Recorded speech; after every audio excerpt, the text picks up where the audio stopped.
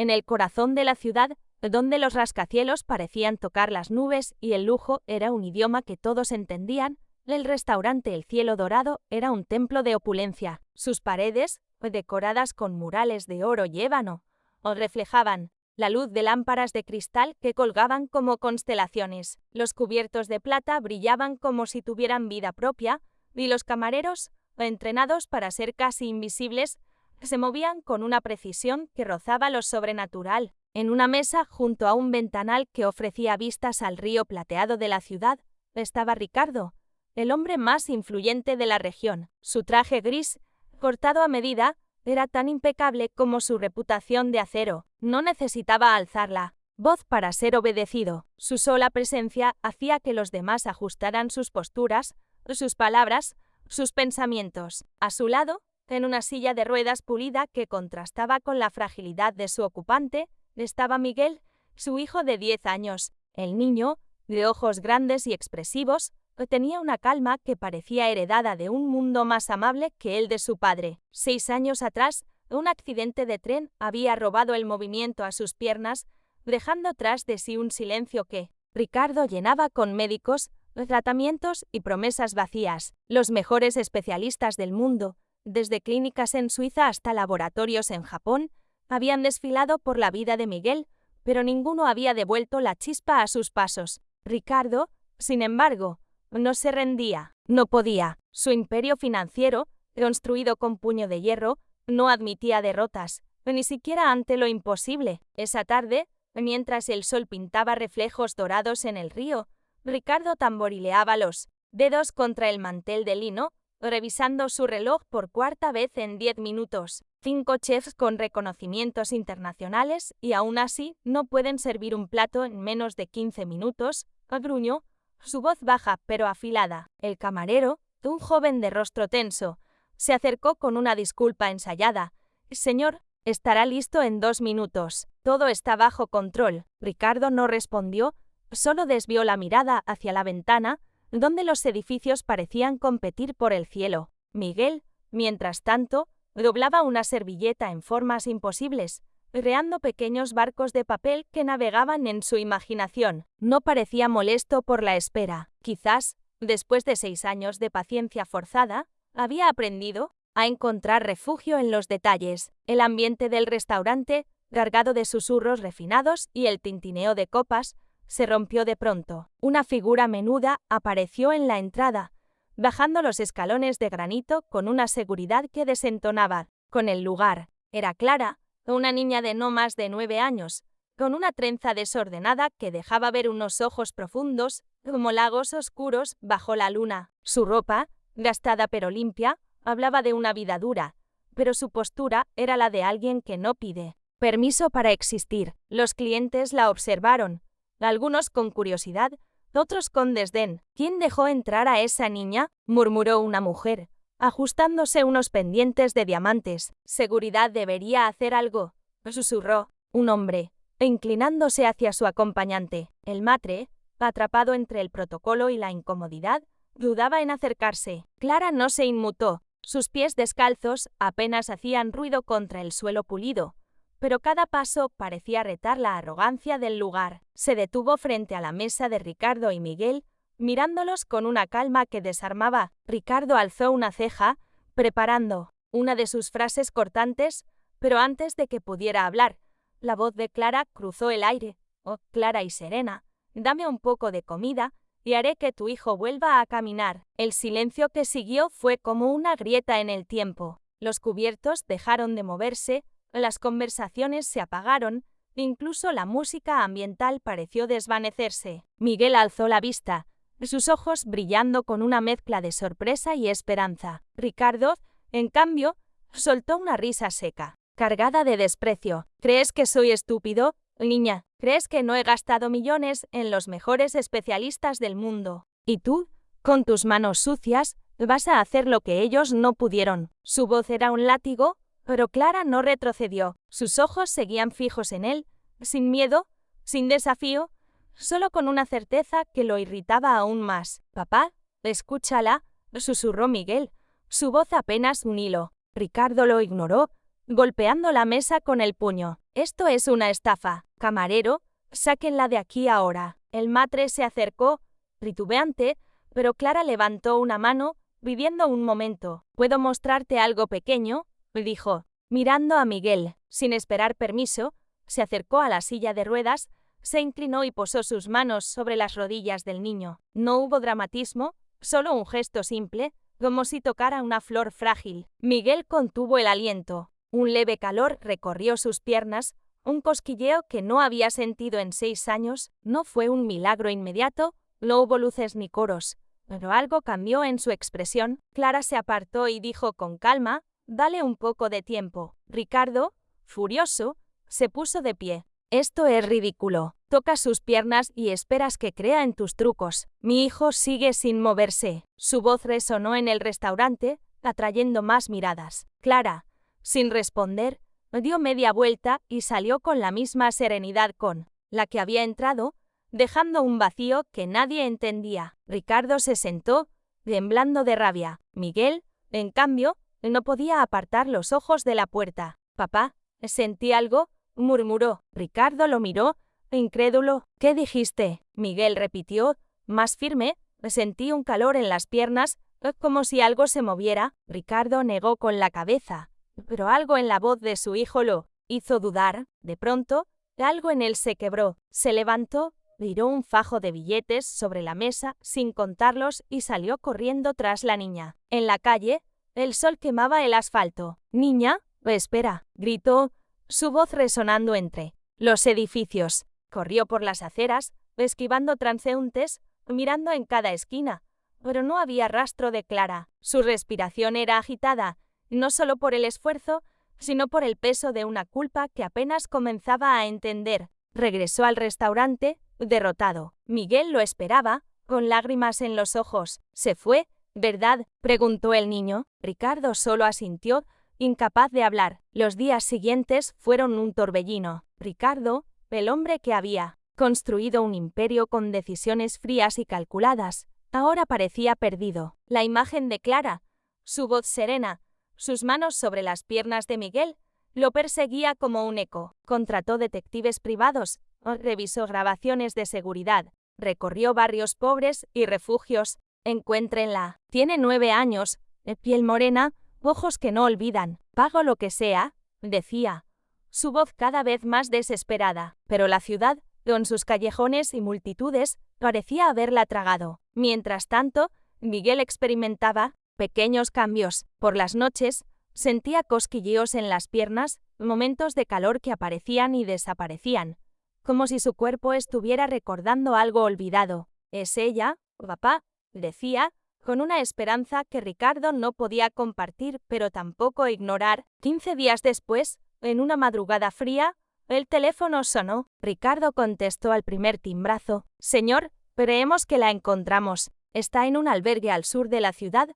con su madre». Ricardo no esperó. Condujo a toda velocidad, su traje arrugado, su rostro demacrado por noches sin dormir. El albergue era un edificio humilde, con paredes agrietadas y un olor a humedad que se pegaba a la piel. Una trabajadora social lo guió por un pasillo lleno de dibujos infantiles pegados con cinta adhesiva. Al llegar a una pequeña habitación, vio a Clara, dormida sobre un colchón delgado, abrazada a una manta raída. A su lado, una mujer agotada lo miró con sorpresa. «Ricardo», dijo, con una voz que mezclaba cansancio y reproche. Ricardo se detuvo, atónito. María la reconoció al instante. María había sido su asistente 10 años atrás, una mujer brillante que él despidió sin miramientos cuando su embarazo comenzó a afectar su trabajo. No sabía que ella era tu hija», balbuceó. María lo miró con frialdad. «No, nunca te importó saber nada. Me echaste como si fuera basura. Y ahora echaste a mi hija de tu restaurante». Sus palabras cayeron como un martillo. Ricardo sintió que el suelo se desvanecía. Ella tocó a Miguel, y él sintió sus piernas por primera vez en 6 años. «Necesito entender, María, por favor». María suspiró, mirando a su hija dormida. «Clara siempre ha sido especial, desde pequeña. Siente cosas que otros no ven. Ayuda a las personas, no porque quiera algo a cambio, sino porque lo lleva dentro. Ese día en el restaurante, ella sabía que debía estar ahí. No pidió comida por hambre, solo quería ver si eras alguien que merecía su ayuda. Ricardo, con la voz rota, dijo: ¿me equivoqué? ¿Con ustedes o con todo? Quiero repararlo. María no respondió de inmediato, pero sus ojos mostraban un cansancio que empezaba a ceder. No se trata de dinero, Ricardo, se trata de cambiar. La vida de Ricardo comenzó a transformarse desde ese encuentro. No fue un cambio inmediato, como en las historias de redención instantánea, sino un proceso lento, lleno de tropiezos y momentos de duda. Lo primero que hizo fue ofrecer a María y Clara una casa, no como un gesto de caridad, sino como un intento de reparar el daño que había causado. La casa, de paredes blancas y ventanas amplias, estaba en un barrio tranquilo,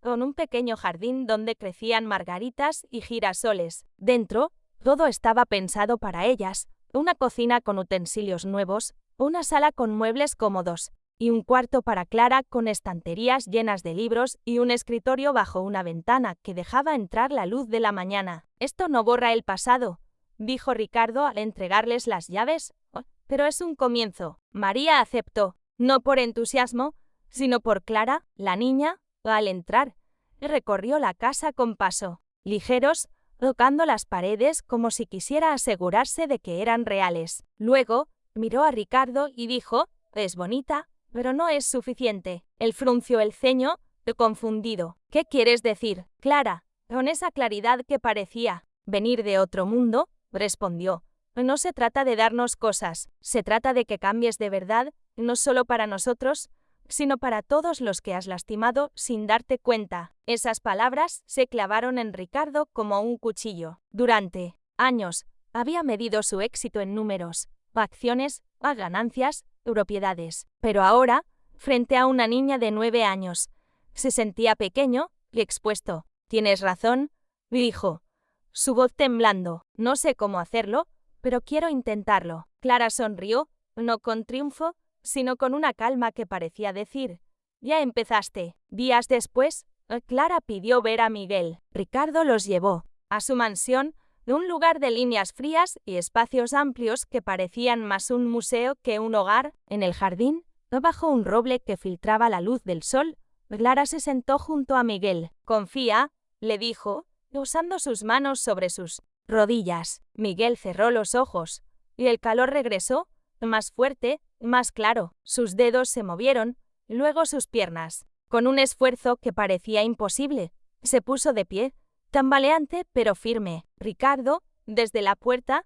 cayó de rodillas, llorando en silencio. María observaba, con lágrimas contenidas. Miguel, riendo entre sollozos, abrazó a Clara. «¿Eres mágica?», dijo. Ella negó con la cabeza. «Solo te ayudé a recordar que tu cuerpo sabe cómo moverse». Pero la historia no terminó ahí. El milagro de Miguel fue solo el comienzo de un cambio más grande. Ricardo, impulsado por las palabras de Clara, decidió transformar no solo su vida, sino el mundo a su alrededor. Empezó por su empresa, un gigante financiero que había crecido a costa de decisiones despiadadas. Convocó a sus directores y anunció un cambio radical.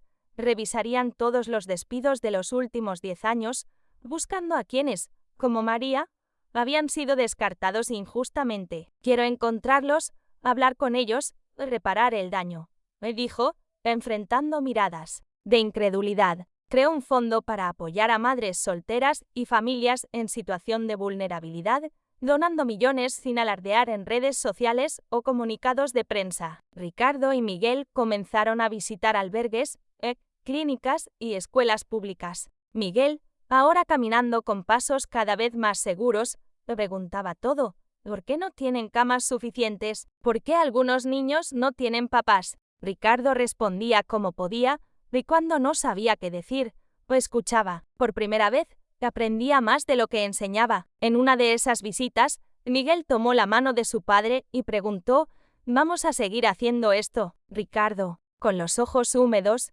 respondió: «El resto de nuestras vidas», dijo. Clara y María, mientras tanto, se adaptaban a su nueva vida. María, con un empleo digno en una de las empresas de Ricardo, comenzaba a recuperar la confianza que había perdido años atrás. Clara, inscrita en una escuela de calidad, Destacaba no solo por su inteligencia, sino por su capacidad para conectar con los demás. En el recreo, se acercaba a los niños que jugaban solos, escuchándolos, haciéndolos reír. Los maestros notaban algo especial en ella, una empatía que parecía trascender su edad. Un día, mientras Ricardo visitaba la casa de María y Clara para entregarles los documentos de una beca completa para la niña, Clara lo sorprendió con una pregunta: ¿sabes por qué te encontré en el restaurante? Ricardo negó con la cabeza, intrigado. Porque tú también estabas dormido, como las piernas de Miguel, no con el cuerpo, sino con el corazón. Yo solo te ayudé a despertar. Ricardo sintió un nudo en la garganta. Por primera vez,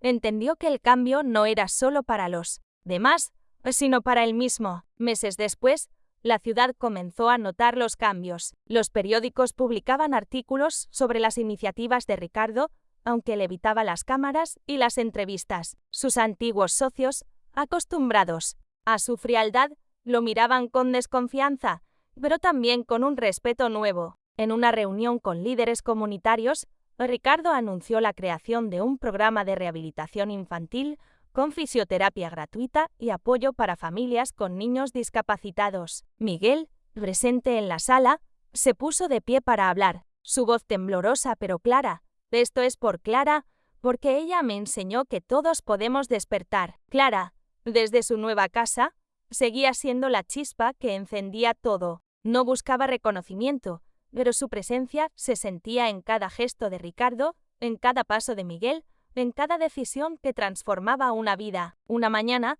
mientras desayunaban en su nuevo hogar, María miró a su hija y preguntó: ¿por qué haces esto? Clara, ¿por qué sigues ayudando, incluso a quienes no lo merecen? Clara, con una sonrisa serena, respondió: porque todos merecen una oportunidad de ser mejores, hasta los que se equivocan mucho. El sol brillaba alto cuando Ricardo estacionó frente a la casa de María y Clara. Era una mañana tranquila, con el aire cargado de un silencio esperanzado. En el asiento trasero, Clara y María miraban por la ventana, confundidas. Miguel, en el asiento delantero, sonreía con los ojos llenos de expectativa. ¿Dónde estamos?, preguntó María. Ricardo bajó del coche. Abrió la puerta para ellas y dijo: quiero mostrarles algo que es de ustedes. Al llegar frente al portón, le extendió un manojo de llaves hacia María. Esta casa fue hecha para ustedes. Cada pared, cada detalle, es para que empiecen de nuevo, con dignidad. María, con los ojos húmedos, tocó el portón, luego la puerta. Dentro, la casa estaba viva, una sala iluminada, una cocina con frutas frescas, un cuarto para Clara con paredes pintadas de azul claro, lleno de libros y un uniforme escolar con su nombre bordado. Ricardo sacó un sobre y lo puso en las manos de María. Un empleo, no como favor, sino porque siempre mereciste un lugar destacado. María lo abrió, temblando. Era un contrato justo, con un salario que le permitiría vivir sin elegir entre su hija y la supervivencia. Clara caminó hasta el centro de la sala, miró a su alrededor y luego a Ricardo. La casa es hermosa, el trabajo es justo, la escuela es maravillosa, pero nada de eso es lo más importante. Ricardo, confundido, preguntó: ¿entonces qué es? Clara negó con la cabeza: lo más importante es el cambio que estás haciendo, no solo en nuestra vida, sino en la de todos los que todavía puedes alcanzar. Miguel, acercándose, tomó la mano de Clara y dijo: eres como una chispa, ¿sabes? Enciendes a las personas por dentro. Clara sonrió. Solo les recuerdo quiénes eran antes de que se olvidaran. Ricardo, con lágrimas en los ojos, abrazó a María con respeto, a Clara con gratitud y a Miguel con un amor que ahora entendía mejor. En ese momento, en un hogar construido sobre las ruinas de errores pasados, algo se completó. No era solo un nuevo comienzo, sino el reconocimiento de que el verdadero valor está en las personas, en la humildad, en la fe. Y todo empezó con una niña que solo pidió un plato de comida a cambio de un milagro. La historia de Ricardo, Miguel, Clara y María se convirtió en una semilla que siguió creciendo. Ricardo, antes un hombre de hierro, ahora era un puente entre mundos que nunca se habrían tocado. Creó una fundación en nombre de Clara, dedicada a niños con discapacidades y familias en situación de vulnerabilidad. Cada proyecto llevaba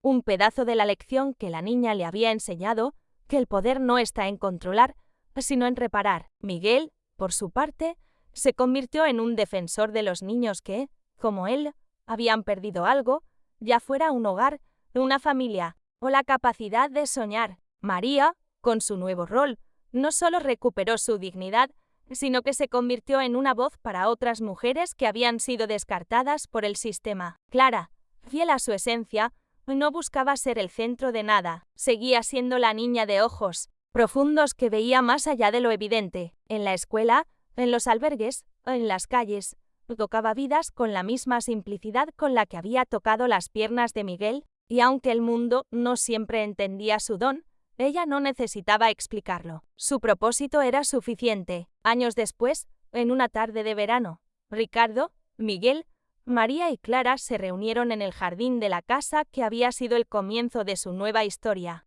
El roble seguía allí, testigo silencioso de los cambios. Ricardo, ahora con canas en las sienes, miraba a su hijo correr con otros niños, riendo como si nunca hubiera conocido la inmovilidad. María, sentada junto a él, sonreía con una paz que había tardado años en encontrar. Clara, ya una adolescente, dibujaba en un cuaderno, pero sus ojos seguían siendo los mismos, llenos de una sabiduría que no se aprende en libros. ¿Sabes?, dijo Ricardo, rompiendo el silencio. Todo esto empezó porque no supe verte, Clara, pero ahora, gracias a ti, veo todo de otra manera. Clara levantó la vista, sonrió y respondió, no me viste a mí, Ricardo, viste lo que todos podemos ser si nos atrevemos a cambiar. Y en ese jardín, bajo la luz dorada del atardecer, la historia de una niña que pidió un plato de comida se convirtió en el eco de un cambio que seguiría resonando, tocando vidas, despertando corazones, recordándole al mundo que los milagros no siempre vienen con luces y fanfarrias, sino con la valentía de una mano pequeña y un corazón inmenso.